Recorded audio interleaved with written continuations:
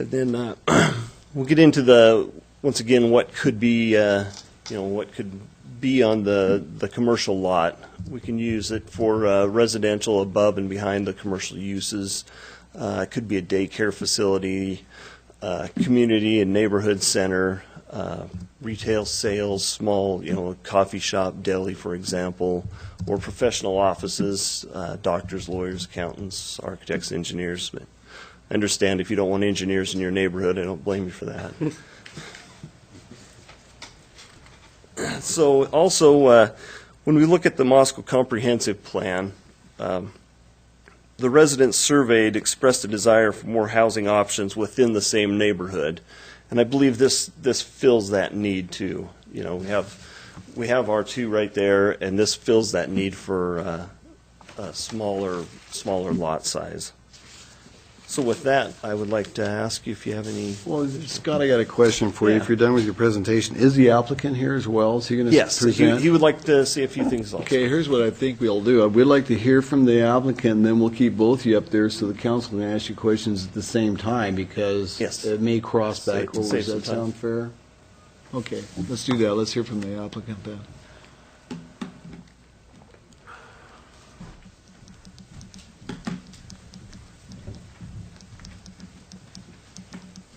Thank you for considering my proposal. I'm Phil Reingans. I live at 620 East Palouse River Drive. I own and farm the property there. In the past, we've submitted an application 2 years ago, which proved to be unfeasible for a number of reasons. And so what we've done is tried to consider what's the best possible design for this particular piece of property. The reality is people will continue to move to Moscow because it's a nice place.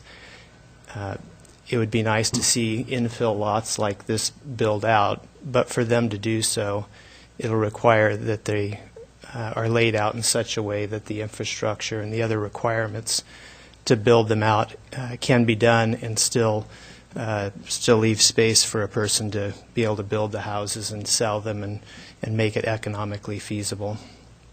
In the past, where the neighborhood business areas there in the northwest, we had a cul-de-sac design, which, because of the length of the cul-de-sac and the required diameter and whatnot, proved not to be feasible. And so we've gone back and reconsidered, gone through and tried to figure out what's the best thing to do there. And it appears that neighborhood business would work there for a number of reasons. One, because there's not services in that portion of town of that nature. We'd like to see something there that's perhaps mixed use, where there's commercial space below and residential above. And then on the twin homes, I've noticed that there's quite a lot of R2 lots. In fact, they're quite plentiful now around town, and they sell quite slowly. So we're trying to capture the portion of the market where there's quite a lot of demand. This particular site, being at the intersection of two fairly heavily trafficked roads, would best be served by putting something that's a little higher density. If I put those as R2 lots, I can't compete head-to-head with lots that are in a very quiet area that's quite a ways away. Additionally, I have the burden of constructing all the infrastructure required on a very large street. And all that's borne by this particular development. It's not distributed to any other, any other development. And so it's going to require a step higher in density to make it pencil out at all. So that's why we're proposing this particular design. One, because the market is scant of twin home type lots, and two, because it seems the best fitting here. You've asked a few questions, and so let me address some of those.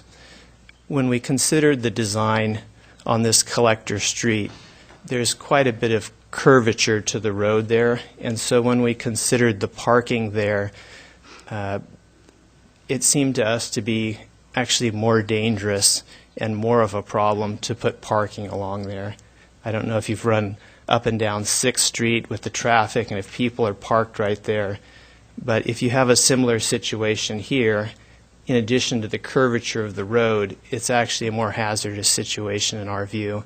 And so this is partly why we're proposing neighborhood business, is because there'd be quite a lot of parking there. And in the event that someone owns half of their twin home and some friends are coming over, there is an additional space where they could park across the street or just down the street slightly in the neighborhood business area. Oftentimes, when people are having a party in the evening or on the weekend, there would be an out-of-phase nature of the parking requirement. For instance, if you had a professional service in one of the retail stores there, they're not going to be operating and requiring parking in the evenings nor the weekends.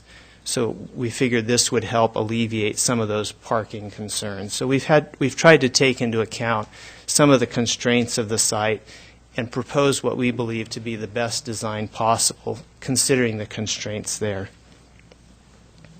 I'm happy to address any questions that you have. Okay. Catherine? My question is, they kept bringing up Picard as an example of the neighborhood business. So do people in the neighborhood around Picard park there? And I guess what I wonder is, if you have your own business, sometimes you might consider it a liability to have people parking there. I just wondered, what if I decide to park my car there for 2 weeks? Generally, I believe there's city codes that would restrict you from parking it there for 2 weeks, but I understand your question.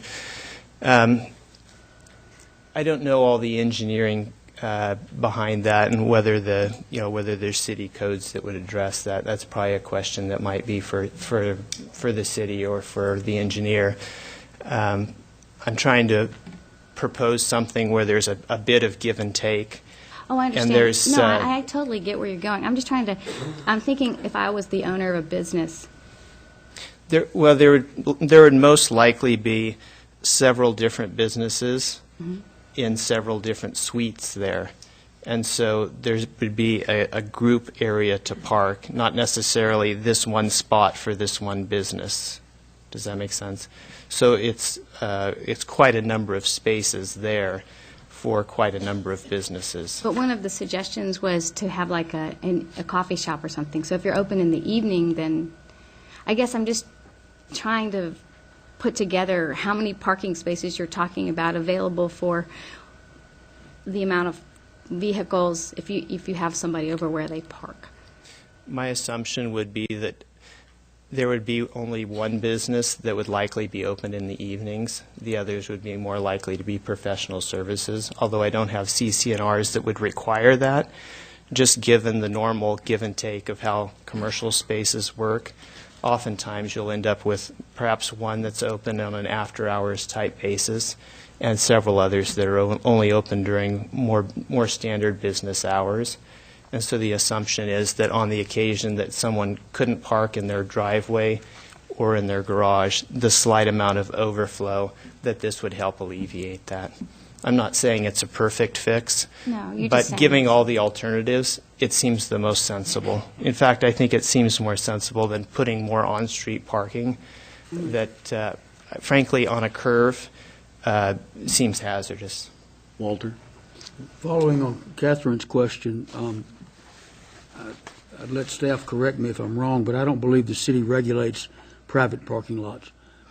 So whether or not a private parking lot could be chained off at 5 o'clock if they owned it, or they would have some way to tow a car that was left there for a long length of time, I'm not sure the city would get into that That could very well be it. discussion. I don't know the answer. I understand what you're trying to do, and I think it could work, but there have to be some type, and maybe CCRs would be one way to do it. Maybe there's some other way if the land is sold to put deed restrictions. I don't know. I want to ask Scott, though, and you're the one that will say whether or not this can be done. You mentioned backing up those homes to get double depth parking in front of the garages. Is it possible to back them up 20 feet? Well, we were the way we set these on here now is with a 30-foot setback to the face of the garage, just as an example. So yeah, I believe that all of these homes, with the possible exception of maybe this one, could be backed up into those lots. And if I may, Go ahead, continue. and this would be much less expensive than widening the street, putting in bulb outs, or trying to find some way to make available commercial parking on the other side of the street on private property. I guess I'm asking the developer, I hadn't seen him standing there shaking his head no, and he hadn't shaken his head yes. Is double stack parking a possibility to alleviate the concerns about parking for this proposal? I believe that it is. As you can see in the very southeast corner, the slopes get increasingly steep, and there could be one or perhaps two lots there Those where two right a there. setback requirement of that nature may be so that it renders those lots unusable. So with the exception of those two, I would think that an increased setback would accommodate that. Thank you. Art, back to you, Scott. You mentioned something about potential increase in size of the southern detention pond. Would that encroach upon the easement/parkland right-of-way area down there? No, it wouldn't, and it's actually it's dedicated for detention, but the detention pond itself is only in this area. What we would propose is a longer, like a treatment swale / detention pond that would be on the property that's not dedicated for parkland. It would be part of that tract that exists right now for detention. And for the developer, do you contemplate any aesthetic enhancements for the area that's contemplated for parkland dedication beyond the required trees along the street frontage? Let me address the parkland for just a moment. The amount that's been dedicated is relatively wide beyond what's just the pathway. And then as you can see in the northwest corner, it actually continues along the creek there. So it's not simply a narrow strip along a thoroughfare. Our goal is to design and build a nice product. And the reality is, if we do that poorly, then we ruin our market.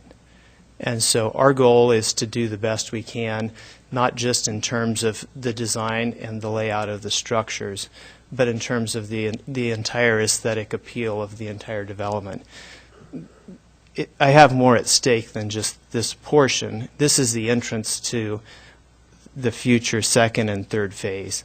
And so to give you specifics about how that design would run out is beyond where I am at this point.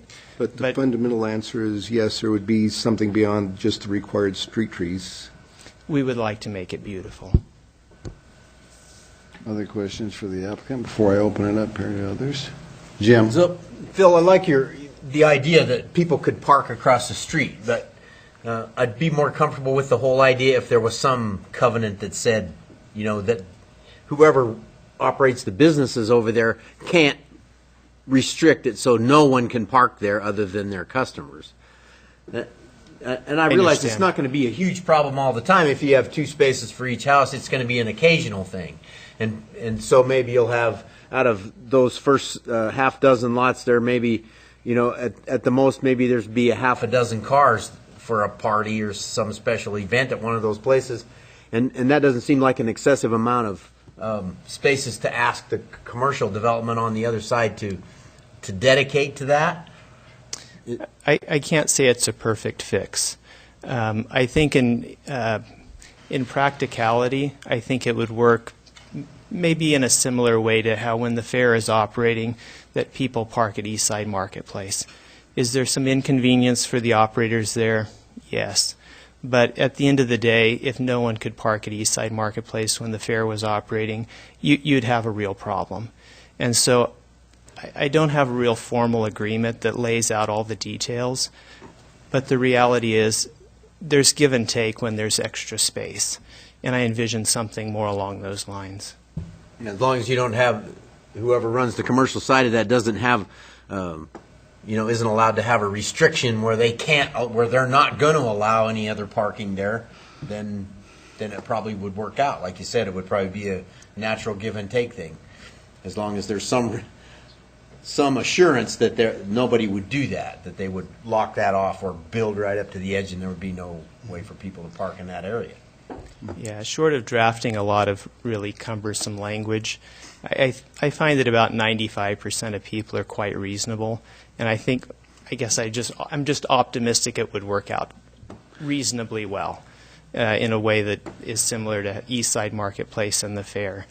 I can't tell you it's going to solve all the problems, but giving all the alternatives, this seems like the most sensible alternative to propose, and so that's why we've proposed it. John?